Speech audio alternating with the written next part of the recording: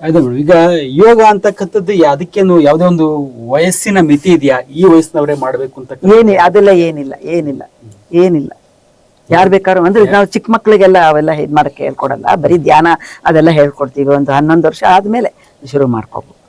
ಚಿಕ್ಕ ಮಕ್ಕಳಿಗೆ ಅವಶ್ಯಕತೆ ಇರಲ್ಲ, ಅಷ್ಟೊಂದು ಫಿಸಿಕಲ್ ಆಕ್ಟಿವಿಟೀಸ್ ಎಷ್ಟು ಚೆನ್ನಾಗಿರುತ್ತೆ ಅಂತಂದ್ರೆ ಅವ್ರಿಗೆ ಅವರು ಪ್ರತಿ ಆಕ್ಟಿವಿಟೀಸ್ ನಲ್ಲೂ ಯೋಗ ಫ್ರೆಂಡ್ ಆಗ್ತಾ ಇರ್ತಾರೆ, ಕೆಲಸ ಮಾಡ್ತಾರೆ, ಓಡ್ತಾ ಇರ್ತಾರೆ. ಹಾಗಾಗಿ ಅವ್ರಿಗೆ ಅವಶ್ಯಕತೆ ಬರಲ್ಲ. ಬಟ್ ನೀವು ಹೇಳೋದಾಗಿ ಒಂದು 11-12 ವರ್ಷದ ನಂತರ ಸ್ವಲ್ಪ ನಮ್ಮ ಮೂವ್ಮೆಂಟ್ ಯಾವಾಗ ಕಡಿಮೆ ಆಗುತ್ತೋ, ಸ್ಟಿಫ್ನೆಸ್ ಯಾವಾಗ ಜಾಸ್ತಿ ಆಗ್ತಾ ಬರುತ್ತೋ, ಒಂದು ಯೋಗ ನಿಮ್ಮ ಒಂದು ಅಭಿಪ್ರಾಯದಲ್ಲಿ ಒಂದು 10 ವರ್ಷದ ಮೇಲಿನವರು ಎಷ್ಟೇ ವಯಸ್ಸಾಗಿರ್ಲಿ ಅವ್ರು ಯೋಗ ಮಾಡ್ತಕ್ಕಂಥ ತಮ್ಮ ವಯಸ್ಸಿನ ತಕ್ಕನಾಗಿ ನೋಡ್ಕೊಂಡ್ ಮಾಡ್ಬೇಕು. ಕೆಳಗೆ ಚೇರ್ ಮೇಲೆ ಕೂತ್ಕೊಂಡು ಮಾಡಬಹುದು, ತಮಗೆ ಎಷ್ಟಾಗುತ್ತೋ ಅಷ್ಟು. ಹೌದು, ಅದೇ ನಾನು ಇವಾಗ ಮುಂಚೆ ಎಲ್ಲ ನಾನು ಒಂದು ಪ್ರತಿ ರಥದ ಮೇಲೆ 108 ಸೂರ್ಯ ನಮಸ್ಕಾರ ಮಾಡ್ತೀನಿ. ಅಲ್ಲಿ ಈಗಲೂ ನಾನು ಚಿಕ್ಕತಾಗ ಹೋಗ್ತೀನಿ. ಬೆಳಗಿನ ಜಾವ 5:15 ಸ್ಟಾರ್ಟ್ ಮಾಡ್ತಾರೆ. ಅದಕ್ಕೆ ನಾನು ಹೋಗೋದು ಅರ್ಧ ತಿಂಡಿ ಕೊಡ್ತಾರೆ ಅಂತ, ಇಡ್ಲಿ ಕಾಫಿ ಎಲ್ಲ ಕೊಡ್ತಾರಲ್ಲ. 108 ಸೂರ್ಯ ನಮಸ್ಕಾರ ಮಾಡ್ತೀನಿ ಅವತ್ತಿನ ದಿವಸ. ಬೇರೆ ದಿವಸ ಎಲ್ಲ 12. ಪ್ರತಿದಿನ 12 ಹೌದು. ಅಂದ್ರೆ ನಾವು ರೆಗ್ಯುಲರ್ ಆಗಿ ಯೋಗ ಮಾಡ್ತಾ ಇದ್ರೆ ವೆಯ್ಟ್ ಲಾಸ್ ಆಗುತ್ತೆ.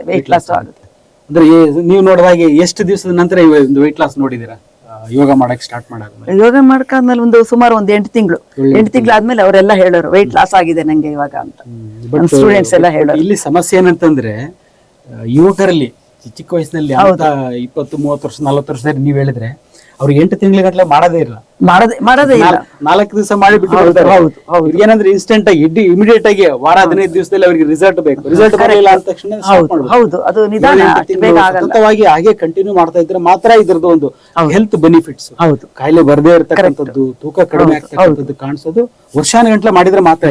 ನಾವು ಈಗ ನಾನು ಹೇಳ್ಕೊಡಕ್ ಹೋದ್ರೆ ಇವ್ರು 1/2 an hour ಮನೆಯಲ್ಲಿ ಮಾಡ್ತಾರೆ. ಒಂದು 6 ಸೂರ್ಯ ನಮಸ್ಕಾರದವರೆಗೂ ಮಾಡ್ತಾರೆ. ಅಷ್ಟು ಮನೇಲಿ ಮಾಡ್ಕೊತಾರೆ, ಮನೇಲೆ ಮಾಡ್ಕೊತಾರೆ.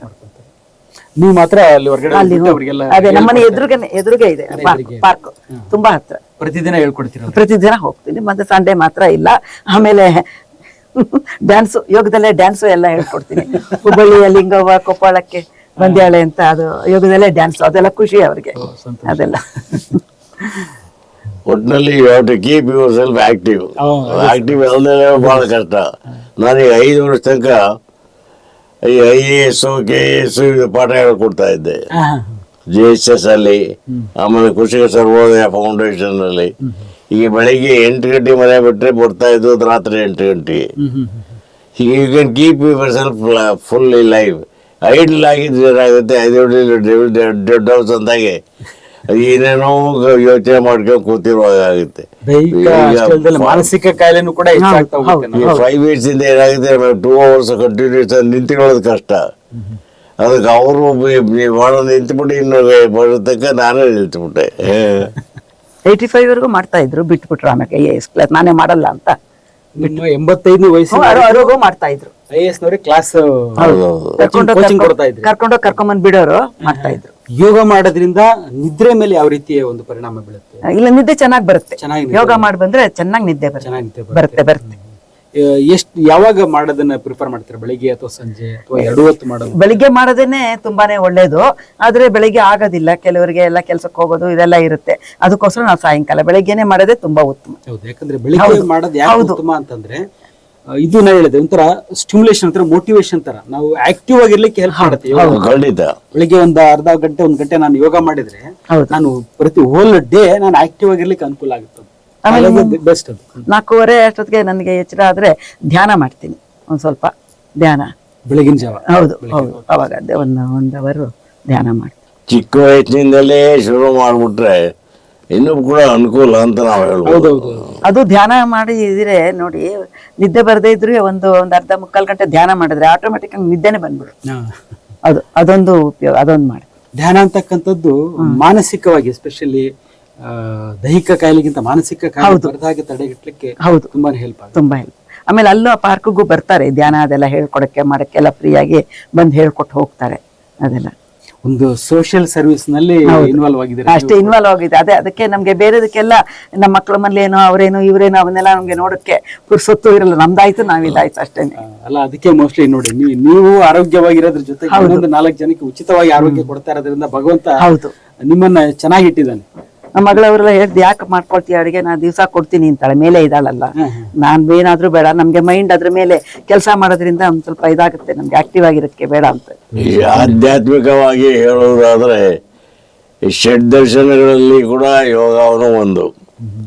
ಮುಂಚೆ ನ್ಯಾಯ, ವೈಶೇಷಿಕ, ಈ ಸಾಂಖ್ಯ, ಯೋಗ, ಪೂರ್ವಮೀಮಾಂಸ, ಉತ್ತರಮೀಮಾಂಸ.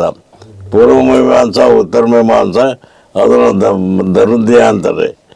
ಸೊ ಅದು ಅದರಿಂದಲೇ ಈ ಫಿಲಾಸಾಫಿಕಲ್ ಡೆವಲಪ್ಮೆಂಟು, ವೈದ್ಯ, ಅದ್ವೈತ, ವಿಶಿಷ್ಟಾದ್ವೈತ, ದ್ವೈತ, ಈ ಸಿಸ್ಟಮ್ಗಳು ಶುರುವಾಯಿತು.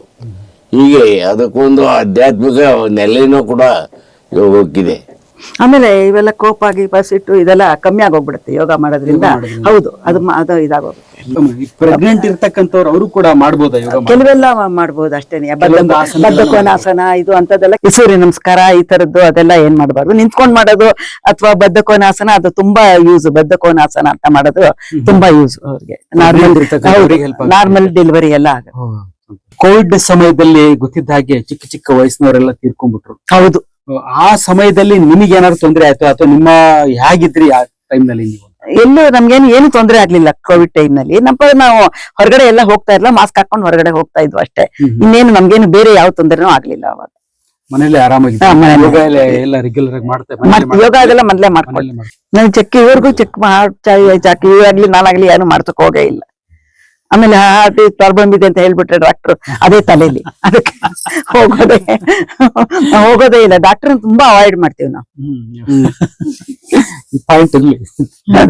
ಹೌದು ಹೌದು. ಬೇರೆ ಡಾಕ್ಟರ್ ಹತ್ರ ಇದೆಲ್ಲ ಹೇಳಿದ್ರೆ ನಾವು ಒಪ್ಪೋದಿಲ್ಲ. ಹೌದು, ಅದೇ ಈ ಮಾತು ಹೇಳ್ಬಾರ್ದು ಡಾಕ್ಟರ್. ಅದೇ ಕರೆಕ್ಟ್. ಈಗ ಈಗಿನ ಒಂದು ಜನರೇಷನ್ ಆಗಿರ್ಬೋದು, ಮಕ್ಕಳಾಗಿರ್ಬೋದು, ಮಧ್ಯ ವಯಸ್ಸಿನವರಾಗಿರ್ಬೋದು ಅಥವಾ ಇಳಿ ವಯಸ್ಸಿನವರಾಗಿರ್ಬೋದು, ಅವ್ರಿಗೆ ನಿಮ್ಮ ಒಂದು ಅಡ್ವೈಸ್, ಹೆಲ್ತ್ ಟಿಪ್ಸ್ ಅಂತ ಏನ್ ಹೇಳ್ತೀರಾ? ನಮ್ಗೆ ಹೆಲ್ತ್ ಟಿಪ್ಸ್ ಅನ್ನೋದು ಯೋಗ ಮಾಡ್ಬೇಕು, ಆಮೇಲೆ ಜನರ ಜೊತೆ ಎಲ್ಲ ಆಕ್ಟಿವ್ ಆಗಿ ಬೆರಿಬೇಕು. ಅದೆಲ್ಲ ಬೆರೆತ್ರೇನೆ ಮನೆ ಒಳಗೆ ಕೂತಿದ್ರೆ ಕೂಪ ಮಂಡುಕ ತರ ಆಗೋಗ್ಬಿಡ್ತೀವಿ ನಾವು. ಅದಕ್ಕೋಸ್ಕರವಾಗಿ ನಾವು ಸ್ವಲ್ಪ ಜನದ ಜೊತೆ ಬೆರೆದು 4 ಮಾತಾಡ್ಕೊಂಡು ಎಲ್ಲ ಬಂದ್ರೆ ಮನೆಯಲ್ಲಿ ಬರ್ತೀವಿ, ಇವ್ರ ಕೈಲಿ ಹೇಳ್ತೀನಿ, ಅವ್ರು ಹೀಗಾಯ್ತು ಹಾಗಾಯ್ತು, ಅದೆಲ್ಲ ಒಂಥರ ನಮ್ಗೆ ಮೈಂಡ್ಗೆ ಒಂಥರ ಫ್ರೆಶ್ನೆಸ್ ಸಿಗುತ್ತೆ. ನಮ್ಗೆ ಅದು ಒಂಥರ ಹಗುರವಾಗಿರುತ್ತೆ ಶರೀರ. ಯೋಗ ಮಾಡಿ ಬಂದ್ಮೇಲೆ ನಮ್ಗೆ ಚೆನ್ನಾಗ್ ಗೊತ್ತಾಗುತ್ತೆ, ಮೈ ಎಲ್ಲ ಹಗುರವಾಗಿರುತ್ತೆ. ಯೋಗ ಮಾಡಿ ರೆಗ್ಯುಲರ್ ಆಗಿ, ಜೊತೆಗೆ ಆಕ್ಟಿವ್ ಆಗಿರ್ರಿ. ಹೌದು ಹೌದು. ಖುಷಿಯಾಗಿ ಏನ್ ಬೇಕಾದ್ರೂ ತಿನ್ನಿ, ಡಯಟ್ ಎಲ್ಲ ಮಾಡಬೇಡಿ, ನಗ್ತಾ ಇರ್ಬೇಕು. ಹೌದು ಹೌದು ಹೌದು ಹೌದು.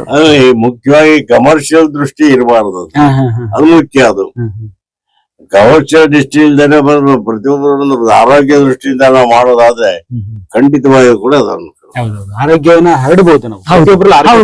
ಹೌದು. ಬಿಡಿ, ಈಗ ಆರೋಗ್ಯವಾಗಿರಕ್ಕೆ ಏನ್ ಮಾಡ್ಬೇಕು ಅಂತ ಕೇಳಿ ಯಾರನ್ನಾರು ಕೇಳಿರಿ, ಜನರಲ್ ಆಗಿ ಏನ್ ಹೇಳ್ತಾರೆ? ನೀವು ಹಾಸ್ಪಿಟ್ಲಿಗೆ ಹೋಗ್ಬೇಕು, ಡಾಕ್ಟರ್ ಹತ್ರ ಚೆಕ್ ಮಾಡಿಸ್ಬೇಕು, ಎಲ್ಲ ಬ್ಲಡ್ ಟೆಸ್ಟ್ ಮಾಡಿಸಿ ಅವ್ರು ಏನಿದೆ ನೋಡ್ಬಿಟ್ಟು ಅದಕ್ಕೆ ಏನಾದ್ರು ಮೆಡಿಸಿನ್ ಕೊಟ್ರೆ ಅದನ್ನ ಮೆಡಿಸಿನ್ ತಗೊಂತಾ ಇದ್ರೆ ನಾವು ಆರೋಗ್ಯವಾಗಿರ್ತೀವಿ ಅಂತ ಅನ್ಕೊಂತೀವಿ. ಬಟ್ ಆಕ್ಚುಲಿ ಅದು ಸುಳ್ಳು. ಇವ್ರ ಪ್ರಕಾರ ಇವ್ರು ಆರೋಗ್ಯವಾಗಿರೋದಕ್ಕೆ ಕಾರಣ, ಮುಖ್ಯವಾದ ಕಾರಣ ಒಂದನೇದಾಗಿ ಯೋಗ, ಎರಡನೇದಾಗಿ ಅವರ ಒಂದು ಲೈಫ್ ಸ್ಟೈಲ್. ಅಂದ್ರೆ ಬೆಳಿಗ್ಗೆಯಿಂದ ಸಂಜೆವರೆಗೂ ಆಕ್ಟಿವ್ ಆಗಿರ್ತಕ್ಕಂಥದ್ದು, ಖುಷಿಯಾಗಿ ನಗ್ನಾಗ್ತಾ ಇರ್ತಕ್ಕಂಥದ್ದು. ಅದ್ರ ಜೊತೆಗೆ ತುಂಬಾ ಮುಖ್ಯವಾಗಿ ಇವ್ರ ಆರೋಗ್ಯ ಕಾಪಾಡ್ತಿರೋದು ಏನಂತಂದ್ರೆ ಡಾಕ್ಟರ್ ಇಂದ ದೂರ ಇರ್ರಿ, ಹಾಸ್ಪಿಟಲ್ ಇಂದ ದೂರ ಇರ್ರಿ. ಇವ್ರದ್ದು ಟೆಸ್ಟ್ ಮಾಡ್ಸೋದು, ಬ್ಲಡ್ ಟೆಸ್ಟ್, ಸ್ಕ್ಯಾನಿಂಗ್, ಇದರಿಂದ ದೂರ ಇರ್ರಿ. ಎಷ್ಟು ದೂರ ಇರ್ತೀರೋ ಅಷ್ಟು ಆರೋಗ್ಯವಾಗಿರ್ತೀರಿ ಅಂತ ಹೇಳ್ತಾ ಇದ್ದಾರೆ.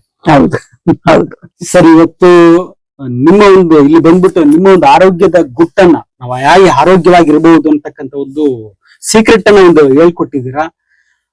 ಅದ್ರಲ್ಲಿ ಈ ಒಂದು ಇಳಿ ವಯಸ್ಸಿನಲ್ಲೂ ಕೂಡ ಆರೋಗ್ಯನ ಇಷ್ಟು ಚೆನ್ನಾಗಿ ಕಾಪಾಡ್ಕೊಂಡಿದ್ರೆ, ಯಾವ್ದೋ ಒಂದು ಟ್ಯಾಬ್ಲೆಟ್ ತಗೊಳ್ಳೋದಲ್ಲಿ, ಯಾವ್ದೋ ಒಂದು ಕಾಯಿಲೆ ಇಲ್ದಲ್ಲಿ ಬದುಕ್ತಾ ಇದ್ದೀರಾ ಅಂತಂದ್ರೆ ನಿಮ್ಮಂತವ್ರನ್ನ ನೋಡಿದ್ದೇ ನಮಗೆ ಒಂದು ಭಾಗ್ಯ ಅಂತ ಹೇಳ್ಬೇಕು. ಯಾಕಂದ್ರೆ ನಾನು ಕಲಿತಾ ಇರೋದೇ ನಿಮ್ಮಂತವ್ರಿಂದ.